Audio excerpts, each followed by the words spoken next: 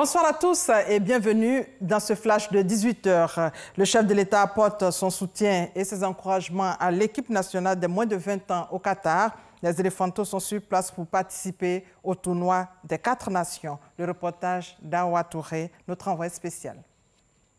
Le tournoi des 4 nations des jeunes de moins de 20 ans, U20, regroupant le Qatar, la Côte d'Ivoire, le Vietnam et l'Uruguay, se déroule à Doha du 14 au 20 septembre. Ces éléphantos, conduits par Hervé Siaba, membre du comité exécutif de la FIFA, sont venus saluer leur capitaine, le président de la République, Alassane Ouattara. L'initiative de la FIFA, c'est de préparer ces jeunes gens, ces enfants, à les aguerrir pour participer aux grandes compétitions. Déjà en 2013, ils ont été champions d'Afrique. En 2017, ils ont été médaillés d'argent aux derniers Jeux de francophonie à Abidjan. Vous êtes le capitaine des éléphants. Nous sommes venus prendre une bénédiction pour que la bénédiction puisse accompagner ces enfants à notre CAN 2021 et 2022 à la Coupe du Monde. Vu que ce n'est pas permis à tout le monde de rencontrer le président, donc on est forcément motivé. Je pense que la prochaine rencontre, ça va être mieux pour nous. Le président de la République, qui vient d'achever une visite officielle au Qatar, a tenu à recevoir ces jeunes pour les encourager. Vous êtes en même temps, disons, des ambassadeurs de notre beau pays et je voudrais vous féliciter. Et je sais que le premier match ne s'est pas très bien passé, mais c'est normal après le voyage et le décalage. Mais je suis confiant que pour les autres matchs, vous allez relever le défi. Parce que découragement n'est pas ivoirien, n'est-ce pas? Voilà. Je voudrais vous dire toute notre fierté pour ce que vous faites, pour ce que vous représentez pour la nation, votre contribution, et vous dire que vous êtes l'avenir de notre pays, et donc c'est le socle.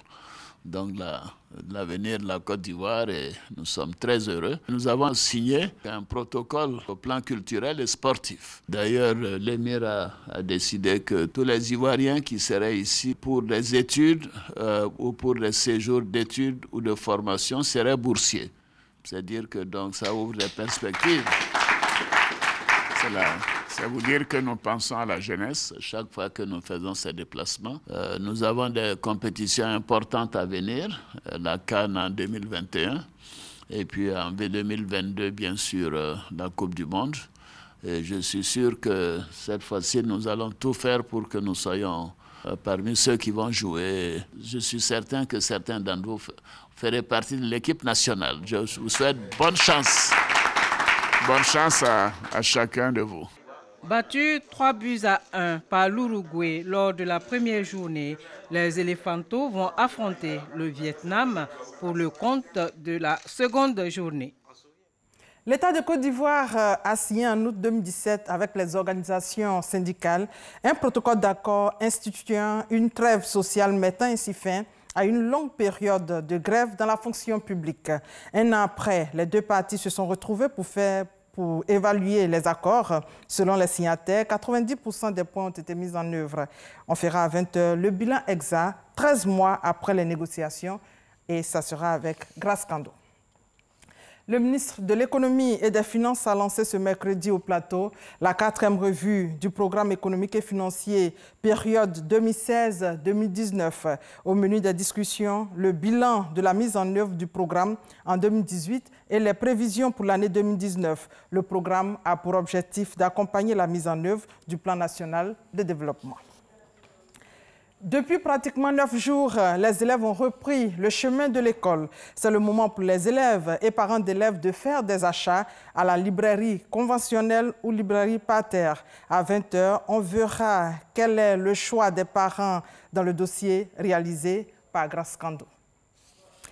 Hors de nos frontières, le processus électoral en République démocratique du Congo aborde sa dernière ligne droite avec la publication ce mercredi de la liste définitive des candidats. Une liste qui doit officialiser l'exclusion de 2 poids lourds de l'opposition, Moïse Katumbi et Jean-Pierre Bemba.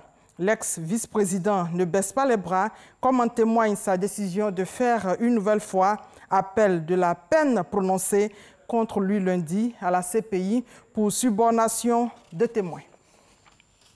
Et puis la Cour pénale internationale, la CPI, qui a décidé hier d'ouvrir un examen préliminaire autour des crimes commis contre les Rohingyas, une minorité musulmane en Birmanie, et leur déportation au Bangladesh.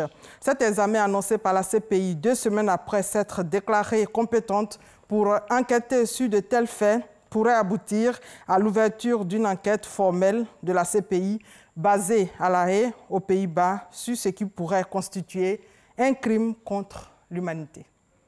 Et voilà, c'est la fin de ce flash. On se retrouve donc à 20 h, mais avant, votre info régionale.